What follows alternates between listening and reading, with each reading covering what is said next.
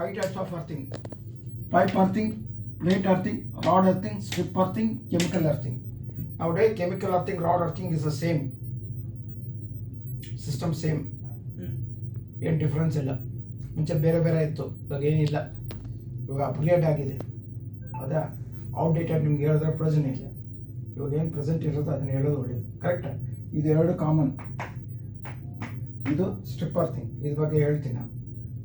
ಅರ್ಥ ಆಯ್ತಾ? ಇದು pipe construction, newly construction pipe 2 to 2.5 metre ಸಿಗುತ್ತೆ ಪೈಪ್ ಲೆಂತ್. ಅರ್ಥ ಆಯ್ತಾ? 40 mm ಥಿಕ್ನೆಸ್. ಇದಕ್ಕೆ ಮೇಲೆ ಫನಲ್ಲು ಎಲ್ಲ ಟಂಬಲು ಇದೆಲ್ಲ ಸಿಗುತ್ತೆ, ರೆಡಿಮೇಡ್ ಆಗಿ ಸಿಗುತ್ತೆ. ಅರ್ಥ ಆಯ್ತಾ? ಅವೈಲಬಿಲಿಟಿ ನಮ್ಮ ಮಾರ್ಕೆಟ್. ಬಟ್ ಮೇಡಮ್ ಇನ್ನೊಬ್ಬ ಬರ್ತಾನೆ, ಅದಾದ್ಮೇಲೆ ಕೇಳ್ತೀವಿ. ಇದು ಗುಂಡಿ ಬಂದು 3 to 5 ಅಡಿವರೆಗೂ, 4 ಅಡಿ 5 ಅಡಿ ಮೀಟ್ರ್ ಡೆಪ್ತ್. ಎಷ್ಟು ಡೆಪ್ತ್ ಹೋಗುತ್ತೆ ಅಷ್ಟು ಡೆಪ್ತು ಒಳ್ಳೆಯದು, ರೆಸಿಸ್ಟೆನ್ಸು ಕಡಿಮೆ ಆಗುತ್ತೆ. ಅರ್ಥ ಆಯ್ತಲ್ಲ? So this is a standard sizes. ಇದು ಕನ್ಸ್ಟ್ರಕ್ಷನ್ ಮಾಡಬೇಕಾದ್ರೆ ಪೈಪು ಇಟ್ಬಿಟ್ಟು ಇಲ್ಲಿ 15 ಸೆಂಟಿಮೀಟರ್ ಬೆಡ್ ಥಿಕ್ನೆಸ್. ಅರ್ಥ ಆಯ್ತಾ? ಫಸ್ಟ್ ಚಾಕೋಲ್ ತುಂಬಬೇಕು ಒಂದು 15 ಸೆಂಟಿಮೀಟರ್ಗೆ.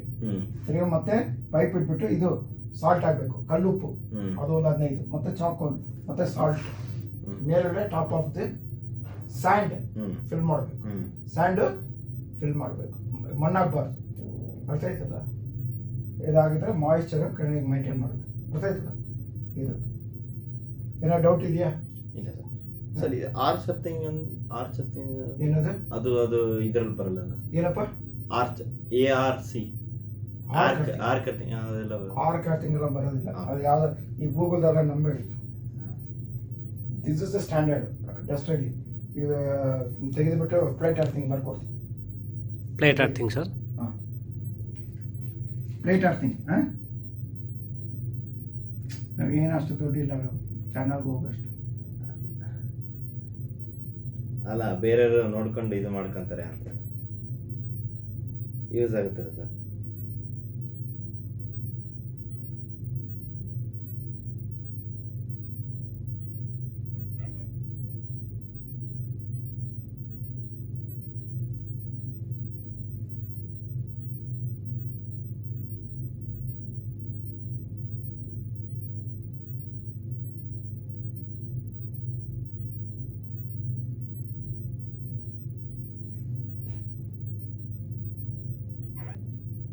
into 600 into 3.18 mm thickness. ಇದು ಡೆಪ್ತ್.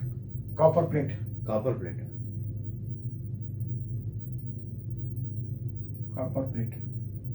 ಅರ್ಥ ಆಯ್ತಲ್ಲ? 600 by 600 ಥಿಕ್ನೆಸ್ ಬಂದು 3.18 mm. ಅರ್ಥ ಆಯ್ತಲ್ಲ?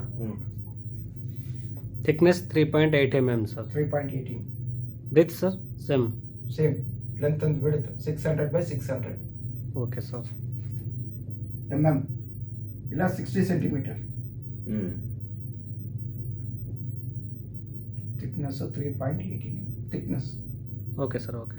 ಸೆಂಟಿಮೀಟರ್. ಅದು 600 by 600 3.18. This is standard sizes. ಇದರಲ್ಲಿ GA ಸಿಗುತ್ತೆ, ಕಾಪರ್ ಪ್ಲೇಟ್ ಸಿಗುತ್ತೆ. ಯಾರು ಇದು GAಗೆ ಹೋಗೋದಿಲ್ಲ. Is A recommended for only copper plate ಅಂತ. only for using for neutral purposes. Neutral purpose only sir. Transformer neutral, DC neutral. Okay sir. ಅರ್ಥ ಆಯ್ತಲ್ಲ? So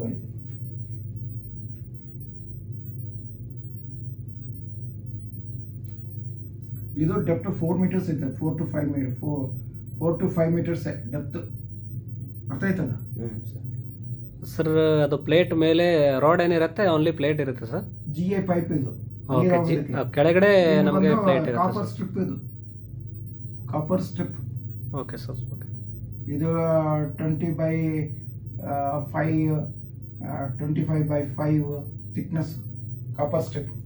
sir. Copper strip ಯಾವಾಗ್ಲೂ ಮೇನ್ ಕಂಡಕ್ಟರ್ ಇದೆಯಲ್ಲ, main conductor pipe ಇದು ಇದೆಯಲ್ಲ, cable ಇದೆಯಲ್ಲ. ಹಾಂ sir. Main cable ಇದೆಯಲ್ಲ. Okay sir. ಈ ಮೇನ್ ಕೇಬಲ್ ಅಲ್ಲಿ ಅರ್ಧ ಇರಬೇಕು ಇದು ಯಾವಾಗ್ಲೂ ಅರ್ಥಿಂಗ್ದು. ಮೇನ್ ಕಂಡಕ್ಟರ್ ಇದೆಯಲ್ಲ, ಅದರಲ್ಲಿ ಅರ್ಧ ಇರಬೇಕು. ಇದರಲ್ಲಿ ಮತ್ತೆ ಸೇಮ್ ಸರ್ ಮಣ್ಣು ಮತ್ತೆ ಸಾಲ್ಟ್ ಹಾಕ್ಬೇಕಾ ಸರ್ ಇದರಲ್ಲಿ ಕೂಡ? ಸ್ಯಾಂಡ್ ಹಾಕ್ಬೇಕು, ಮಣ್ಣು ಹಾಕ್ಬಾರ್ದು, ಸ್ಯಾಂಡ್ ಹಾಕ್ಬೇಕು. ಸ್ಯಾಂಡ್. ಸೇಮ್ ಥಿಕ್ನೆಸ್, ಸೇಮ್ ಇದನ್ನು ಅಷ್ಟೇ. ಬಿಟ್ ಥಿಕ್ನೆಸ್ ಇಸ್ 15 ಸೆಂಟಿಮೀಟರ್ ಒಳಗಡೆ, ಅರ್ಥ ಆಯ್ತಲ್ಲ? ಇದು ಚಾಕೋಲ್, ಅರ್ಥ ಆಯ್ತಲ್ಲಮ್ಮ? Sir okay. ಚಾಕೋಲ್ ಆಗಬೇಕು.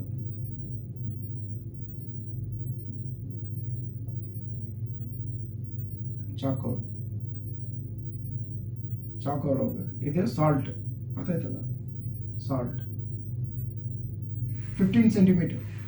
ಬೆಡ್ ಥಿಕ್ನೆಸ್ ಇಸ್ 15 ಸೆಂಟಿಮೀಟರ್, ಅರ್ಥ ಆಯ್ತಲ್ಲ? 15 ಸೆಂಟಿಮೀಟರ್. ಇದನ್ನು 15 ಸೆಂಟಿಮೀಟರ್, ಅರ್ಥ ಆಯ್ತಲ್ಲ? ಇದಕ್ಕೂ 15 ಸೆಂಟಿಮೀಟರ್, ಇದಕ್ಕೂ ಇಲ್ಲಿ ಗ್ಯಾಪು 15 ಸೆಂಟಿಮೀಟರ್. ಎಷ್ಟು ವರ್ಷ ಲೈಫ್ ಬರ್ತದೆ ಸರ್ ಇದನ್ನು?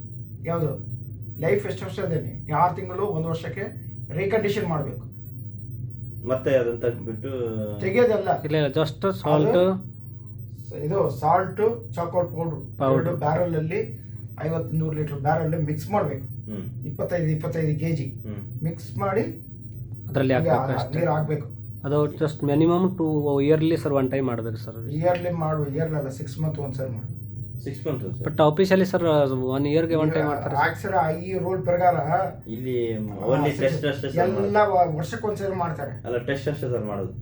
ಇಲ್ಲಿ ಟೆಸ್ಟಿಂಗ್ ಅಷ್ಟೇ ಮಾಡಿದ್ದಾರೆ ಮೊನ್ನೆ. ಗೊತ್ತಿಲ್ಲ, ಅದು ಮೊನ್ನೆ ಬಂದಿದ್ರು ಸರ್. ಅದ್ರ ಬಗ್ಗೆ ನಾವು ಮಾತಾಡ್ಬಾರ್ದು. ಟೆಸ್ಟಿಂಗ್ ಹೇಳ್ತೀನಿ ಸರ್. ತಿಳ್ಕೊಳ್ಳಿ ಟೆಸ್ಟಿಂಗ್ ಮೆಥಡ್ಸ್ ಯಾವ ಥರ ಮಾಡಬೇಕು ಅಂತ. ಅವಾಗ ನಿಮ್ಗೆ ಗೊತ್ತಾಗತ್ತೆ ವೆಂಡರ್ ಮಾಡೋದಕ್ಕೂ ನಾನು ಹೇಳ್ಕೊಟ್ಟಿರೋದಕ್ಕೂ ಏನು ವ್ಯತ್ಯಾಸ ಇದೆ ಅಂತ ಹೇಳುತ್ತೆ ಸರ್. ಓಕೆ ಸರ್, ಅರ್ಥ ಆಯ್ತಲ್ಲ? ಸೊ ಇದು 15 ಸೆಂಟಿಮೀಟರ್ ಇರಬೇಕು, ಅರ್ಥ ಆಯ್ತಲ್ಲಪ್ಪ?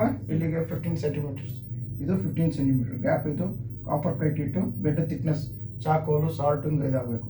ಮೇಲೆ ಟಾಪ್ ಆಫ್ ದಟ್ಟು ಸ್ಯಾಂಡ್ ತುಂಬಿಸ್ಬೇಕು, ಮಣ್ಣಲ್ಲ. ಸ್ಯಾಂಡ್ ಮರಳಾಗಬೇಕು. ಸ್ಯಾಂಡ್ ಹಾಕಿದ್ರೆ ನೀರು ಹಾಕೋದೆಲ್ಲ ಅಬ್ಸರ್ವ್ ಆಗ್ಬಿಡುತ್ತೆ. ಸ್ಯಾಂಡ್ ಹಾಕ್ಬೇಕು ಆಕ್ಚುಲಿ, ಮಣ್ಣು ಹಾಕ್ಬಾರ್ದು. ಸಪೋಸ್ ಸರ್ ಮಳೆ ಬಂದಾಗ ಅದು ನೀರು ಔಟ್ ಸೈಡ್ ಹೋಗೋ ಥರ ಮಾಡಬೇಕು ಸರ್. ದೇವಾಂಶನ ಕ್ಲೀನಾಗಿ ಓಲ್ಡ್ ಮಾಡಿ ಇಡುತ್ತದೆ. ಇಲ್ಲ ಸರ್, ಅದು ಆ್ಯಕ್ಚುಲಿ ಮಳೆ ಬರೋಕೆ ಟೈಮಲ್ಲಿ ನೀರು ಔಟ್ ಸೈಡ್ ಹೋಗೋ ಥರ ಪ್ಲಾನ್ ಮಾಡಬೇಕು, ಯಾ ಇನ್ಸೈಡ್ ಹೋಗಿದ್ರೆ ಏನು ಪ್ರಾಬ್ಲಮ್ ತೊಂದರೆ ಇಲ್ಲ? ಎಷ್ಟು ನೀರು ಹೋಗಿದ್ರೆ ಅಷ್ಟು ಒಳ್ಳೇದು. ಹಾಂ ಸರ್, ಓಕೆ ಸರ್, ಓಕೆ, ಅಷ್ಟು ಒಳ್ಳೇದು. ಇನ್ನು ಸಮ್ಮರಲ್ಲೇ ಕರೆಕ್ಟಾಗಿ ಮೇಂಟೈನ್ ಮಾಡಬೇಕು. ಮಳೆಗಾಲಕ್ಕೆ ಏನು ತೊಂದರೆ ಇಲ್ಲ, ನೀರು ಮಳೆಗಾಲದಲ್ಲಿ ಕರೆಕ್ಟಾಗಿರುತ್ತೆ, ರೆಸಿಸ್ಟೆನ್ಸ್. ಇದು ಸಮ್ಮರಲ್ಲಿ ಮೇಂಟೈನ್ ಮಾಡಬೇಕು. ಏನು ವಾರಕ್ಕೆ ಒಂದ್ಸರಿ ನೀರು ಹಾಕಿದ್ರೆ ಅದರಲ್ಲಿ ಹಾಕಿದ್ರೆ ಏನು ತಪ್ಪೇ ಇಲ್ಲ. ಈಗ ಅವಾಗ ಇವರು ಗಾರ್ಡನ್ ಅವ್ರು ಇರ್ತಾರಲ್ಲ, ಇದೆಲ್ಲ ಪೈಪ್ ನೀರು ಬೇಡ ಅಂದ್ರೆ ನಿಲ್ಬಿಡ್ತಾನೆ ವಾರಕ್ಕೆ ಒಂದ್ಸರಿ. ಅರ್ಥ ಆಯ್ತಲ್ಲ? DG ಟ್ರಾನ್ಸ್ಫಾರ್ಮರ್ ಮ್ಯೂಸಿಕಲ್ಲ, ಅರ್ಥ ಆಯ್ತಲ್ಲ? ನೆಕ್ಸ್ಟ್ ಸರ್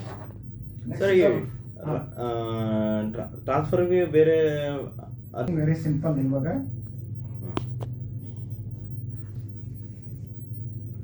ಡ್ರಾಯಿಂಗ್ ಒಂಥರ ಇರ್ತದೆ ನನಗೆ.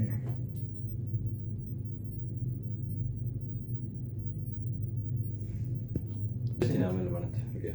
9 ಮೀಟರ್ಸ್ವರೆಗೂ ಸಿಗುತ್ತಪ್ಪ ರಾಡ್ ಎರ್ಥಿಂಗ್. ಇದು ಬಂದು ಇದೆ 25 mm 1 ಇಂಚು, 20 mm 25 mm ಇದೆಲ್ಲ ಥಿಕ್ನೆಸ್ ಸಿಗುತ್ತೆ ರಾಡ್. ಕಾಪರ್ ರಾಡ್ ಡ್ರಿಲ್ ಮಾಡೋದು ಅಷ್ಟೇ. ಓಕೆ ಸರ್, ಗುಂಡಿ ಹೊಡೆಯಂಗಿಲ್ಲ ಏನಿಲ್ಲ. ಡ್ರಿಲ್ಲಿಂಗ್ ಮೆಷಿನ್ ಇಟ್ಟು ಸಪ್ರೇಟ್ ಡ್ರಿಲ್ ಬಿಟ್ ಸಿಗುತ್ತೆ. ಡ್ರಿಲ್